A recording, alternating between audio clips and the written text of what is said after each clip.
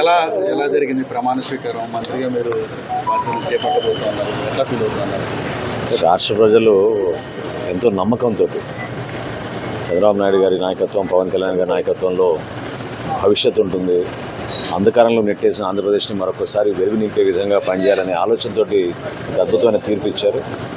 చాలా హంబుల్గా దాన్ని గౌరవిస్తూ ప్రతి ఒక్కరికి మేలు జరిగే విధంగా ఒక బాధ్యతగా మేము తీసుకుని ఈ ప్రమాణ స్వీకారం రోజు నుంచి ప్రతిరోజు కూడా అనునిత్యం ప్రజల్లోనే మేము మమేకమై తిరిగి ఆంధ్రప్రదేశ్కి పూర్వ వైభవం వచ్చే విధంగా ప్రతి ఒక్కరం కూడా అంకిత భావంతో పనిచేస్తారు. సార్, సుదీర్ఘకాలం తర్వాత అసెంబ్లీలో మీరు అడుగు పెట్టబోతున్నారు. నాటి యొక్క హుందాతనాన్ని శాసనసభలో ఉండేలాగా తీసుకురావాలి, ఖచ్చితంగా తీసుకురావాలి. చర్చలు జరగాలి, పరస్పరంగా గౌరవించుకోవాలి, సమస్యలపైన అందరూ స్పందించాలి, మాట్లాడాలి.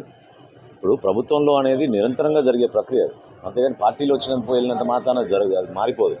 నిలబెట్టుకోవాలి, గౌరవాన్ని నిలబెట్టుకోవాలి. ప్రజలు కూడా అది చూసి ఆనందించాలి, మన నాయకత్వం బాగుంది, బాగా పనిచేస్తున్నారు. Thank you.